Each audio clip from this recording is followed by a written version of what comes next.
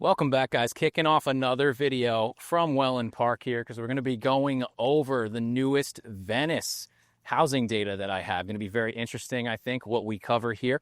Also going to talk about where the majority of the retirement wealth is focused in the housing market currently. It's going to surprise you as well. It surprised me, maybe not statewide, but specific locations. Also, you might notice I have a bit of a different attire here today. This is the diaper bag. We've got a new co-pilot. As you can see, my co-host today has had enough of my stuff, so we're going to try to make this quick for him. He's like, I'm ready to go home, Dad. I don't care about your stupid YouTube channel. I know, son. I respect it. I understand. But we got to do what we got to do. You know, this is how you got to keep working, full-time pops. So to start off, where is all the housing wealth being concentrated by retirees? Well, take a look at this map from realtor.com. It's in Southwest Florida predominantly, which I found very surprising because that is the hardest hit, one of the hardest hit, if not the hardest hit, housing market in the country currently, as you guys know, as you paid attention to this channel. So to see the three top spots be basically Northport, Naples, and Cape Coral really shocked me. I'm like, wow, because these are the places that have seen the sharpest declines, the sharpest rises in inventory. But still, even throughout all that, it is housing the most retiree wealth in the entire nation. Now, Florida, as you can tell from that map, dominating most of the top 10 spots. No surprise. This is where people go to retire. But I thought it was especially interesting to see the top three where they were, especially Northport. This is Northport, guys. So Welland Park has a Venice mailing address, but your garbage cans say City of Northport here. So there's a lot of debate about that, a lot of infighting about it, but this is still the City of Northport at the end of the day. So this is one of the concentrated areas of retiree wealth. And it's not hard to see why up and down Southwest Florida, when the previous decade, pre-pandemic, things were really cheap here. I mean, you could get some screaming deals. And as you guys know, prices have doubled, if not outright tripled, since most of these retirees have purchased. What this means to me in the broader sense is this area is probably not likely to see many distressed sales. As I've told you guys, I have seen short sales crop up. I have seen foreclosures crop up, but not with an alarming intensity. It's kind of what I used to see when things were, I'd call them stable, like 2017, 2019. But when you have three of the most concentrated areas for retiree household wealth in this location, it's going to be hard to start seeing a lot of distressed properties. Of course, we're going to get stuff from people who overpaid during the pandemic, or we're banking on refinances, we're banking on the mortgage rate buy downs, carrying them for a couple of years until they could refinance, or people that got RTO'd, return to office. We're going to have that, but I don't think we're going to see the level of distressed properties that a lot of people think we are around here because of this data. I mean, just consider it. If you've purchased and, you know, even if you take a 30% loss on most of these homes from what they were in the peak, someone could still be doubling their money from when they bought in 12, 13, even 04. Who knows how long people have held these properties. So I think this is going to kind of put to bed the distress scenario in this area. That's not to say that prices won't continue to decline, inventory won't continue to rise. I just don't know, after seeing this personally, if it's going to be a flood of foreclosures in this area like some people have predicted. Can you hold my notes? Can you hold my notes for me?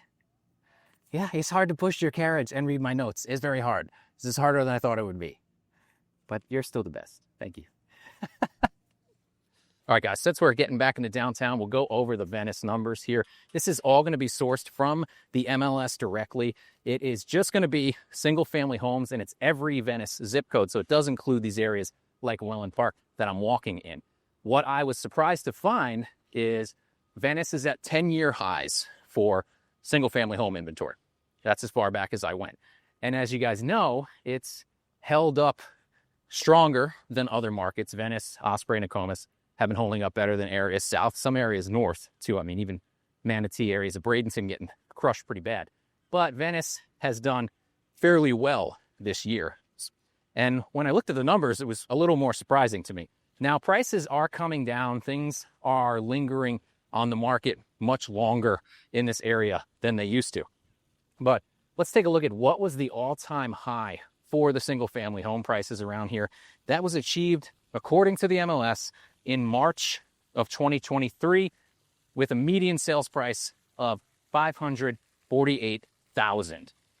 By March of 25 this year, that had dropped to $450,000, almost $100,000 price clip off the median in a little under 2 years. So what was it sitting at as of July? It was down to $425. So we're talking $125,000 off the median sales price in a little over 2 years now in the Venice area. And the average sales price all-time high, kind of following the same stance. It was achieved in August of 2023, exactly 2 years ago. $644,000 was the all-time high average sales price in Venice. And I'll say that month was a lot higher than anything else that was out there. Typically, it wasn't that high, but that is the peak if we have to mark it. As of July 25, 2 years later, I don't have August data yet, obviously, because we're still in it. That's down to $475,000. That's crazy. Now, if you look at July of 23, because I said August was an anomaly, July of 23, it was $550K. So again, the 644 was kind of an anomaly there, but just kind of illustrates how things have shifted, even in the Venice market over the past 2 years. And a lot of sellers have not got the memo up there. I've been doing a lot of work in Venice. I've been pretty active up there, and I've been telling you guys that things are pretty stubborn on most properties. I'm seeing that start to wane. I'm seeing that kind of go away to some degree, but also we have all the delisting going on and better hopes next year. Give you guys a nice shot of the lake here. Nice and peaceful this morning. Not too many people out. Again, it's hot. It's not too hot actually today, but homes taking approximately 92 days on average in Venice to sell. And if you compare that to the mania, they were taking 18 days in November of 2021. So quite a substantial increase, almost 4 times as long as it was taking, actually more than 4 times at one point. And Venice at the beginning of season had a staggering amount of months of inventory that has since declined, obviously, for delisting, for sales coming through, all the things we've talked about here prior. So at the beginning of season, there were over 1,600 single-family homes for sale in the Venice area. That is now down to 1,270. Not that substantial of a drop. And when you consider what the all-time low was, it's still astronomically high. So in the peak mania, Venice got down to only 234 homes on the market. That was achieved in July of 21. Here we are 4 years later with 1,270. Easily a 5x increase on what's available. And that's with the single-family homes being down from beginning of season. It was 1,600. So like I've said in a lot of areas across Southwest Florida, Venice as well, if these homes are not sold, delisted, removed from market, and we get another inventory push in season, we're going to see bigger price declines. Price declines are measurable here, and they've been holding up fairly well, but at this point, it's just too much inventory and too little buyers. There's no way around it. Seriously, guys, it is a construction madhouse down here. There's just construction vehicles and dump trucks and all kinds of stuff going over everywhere around here. The growth is insane. I've never seen something like this in such a small area. We don't get a chance to walk through basically a city being constructed in Southwest Florida to this degree, or we haven't at least in the past 20 years. So I'm just blown away. I can't wait to see what they put in here. They're going to fill this place up with a lot of stuff. Maybe they need to work on the drainage a little bit. We're not going through there, buddy. We're not going through there. And like I mentioned, guys, let's take a quick tour of this ICI build because it's insane, some of the features that they have in here. I'm really excited to see what you guys think about it. Okay, so this is the Egret V or Egret 5. I don't really know which way it's pronounced at Palmera. This is a build by ICI. They're mostly custom, but this is one of their models here. You can see you get the 3-car garage. This is going to be a slow roll, guys. This is a 3,121 square foot house. Not the biggest I've been in, but as you can see, it's quite large. Right when you come in, got your first dedicated dining area. You can optimize it however you want. Living area is massive. Wait till you see some of the laundry features I'm about to show you here too. This is one of my favorite parts of the house. There's a few here, but just an absolutely massive utility room. And this is interesting. They have the pet spa. And I think as, you know, the trend for bigger dogs starts taking precedent over the smaller dogs, I'm starting to see these be put lower to the ground like that. They used to have steps up for the smaller dogs, but now they're ground level, which a lot of people like. This is going to be your guest wing. This place has got 4 beds and 3 baths. So this is kind of off on its own here. These are your 2 guest bedrooms. Got your guest bath right here in the middle. Nice tile work up to the ceiling on the shower. Always appreciate that, but I do kind of like that style there as well. These are decent sized rooms. They're right off the garage for any guests. And as usual with these new builds, they're segregating a lot of areas of the house. All the bedrooms are kind of away from each other, but we'll take you through the kitchen first. You can see you've got a gas cooktop there. I like to give this grand view over the island, just so, you know, this is the heart of the home. You can see everything that's going on here. You got eyes on the pool. You got eyes on the living area. Then you have another dining area, if you so choose, right here behind me, which I'll focus on. And I want to show you another super cool feature of this, the pantry. It's like built-in, a walk-in built-in pantry right in the cabinetry. So I think that is one of the coolest things I've seen out here yet. I don't know how useful it is, but it looks really cool. So this is your 3rd bedroom. Also going to have its dedicated bath and shower. This is also going to serve as your pool bath. As you can see, as I spin around, this leads right out to the pool lanai area. Well, pool area, they don't have the lanai on this one yet. But this is your pool bath, guest suite back here. Decent size. It'll get the job done. I'm going to zip through the living area to show you the office den. This thing is massive. As you can see, the ceilings are enormous. The windows are enormous. It's just a great view of the exterior, the driveway here. A lot of light coming in here. Great place to work. Just a really magnificent room. You could utilize this as a 5th bedroom if you wanted to. I don't see the need since you've already got 4. Wait do you see the primary? This thing is super impressive as well, but we'll give you one more shot of the living area from this angle. Now, you know it's going to be a big room because of the size of the home, and it is. But the primary bath is kind of ridiculous. Wait till you see this, guys. A lot of natural light in here. Excellent size, kind of standard. You expect this out of these you know, multi-million-dollar homes. The primaries. You got a pool entrance there as well. Here's your bathroom. When I came in here, my voice echoed. Massive walk-in closets, built-ins on both sides here. Just exquisite space. But my voice echoed down the hall of the bath. Here's your privacy toilet. And then this little section, you can kind of do a lot of things over here. They chose to put an exercise bike.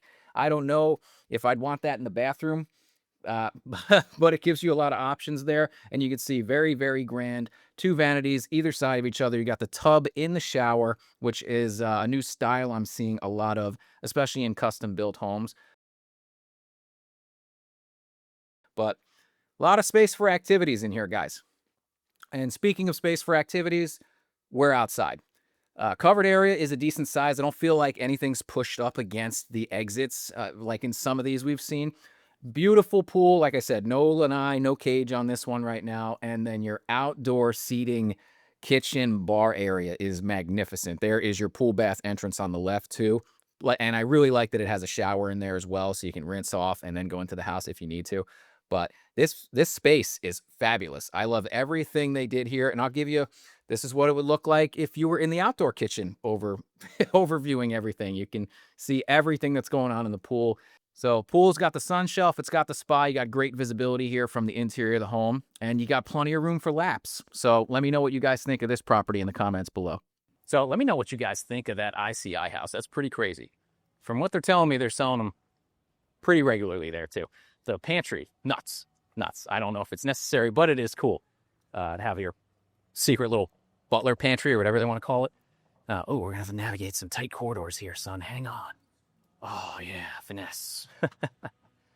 I will say the temperament is changing in the Venice area, in my opinion. Like I said, I've been doing a lot of things up there recently, and the willingness to accept prices have softened, and to accept that they may have to negotiate some things in a sale seems to be more open than it was at the beginning of the year. I don't know if that's a consequence of just the media really blasting Southwest Florida everywhere right now. It's not like a secret anymore. It's not just a couple guys on YouTube being like, hey, there's a problem here. We have a lot of inventory. So mortgage rates suck. Housing prices are too high. Affordability blows. Insurance is tough. I think it's a combination of things now that everybody's starting to realize just how severe, like one of these things in and of itself is not a huge issue, but when they all start to pile on, it gets kind of crazy. Like I said, guys, construction, they're just adding to downtown. So it's kind of awesome to like come by here every couple of weeks and see all the new stuff they're doing and how everything's just progressed, and there'll be like a whole new block like right here that's going up. It's crazy. I keep checking on the playground back by Palmera where I showed you guys that house. Coming along nicely. Looks like it's going to be super cool. I'm pretty pumped about it. And then here we also have, I got to assume that's a stairway or an elevator. More construction. Not sure if that's going to be apartment buildings. Wouldn't surprise me. Hope it's not a storage unit. I don't see why they'd let them put one here, but that's generally how they start off looking. So yeah, things are still evolving in the market. Talking about insurance, you guys know I went over that 31% increase that was proposed on one insurer. I had a couple people ask me in the comments, what do I see for auto? Because that's home. Generally, I hear auto's very high. I have a 14-year-old car, so a little different for me. My wife's car is old as well. We don't have the certain things that most people would.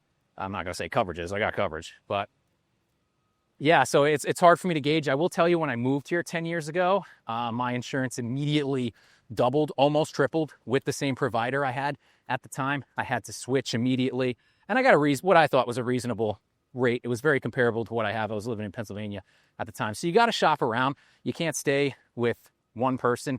And every 2 years, 3 years, yeah, I got to shop around. I got to switch insurers. That's just how it is everywhere. But that seems to keep it baseline for me here. All right, that's going to wrap it up for me today, guys. Going to get this guy a diaper change and head on out. If you like this video, give me a like, share, subscribe, and I'll see you next time.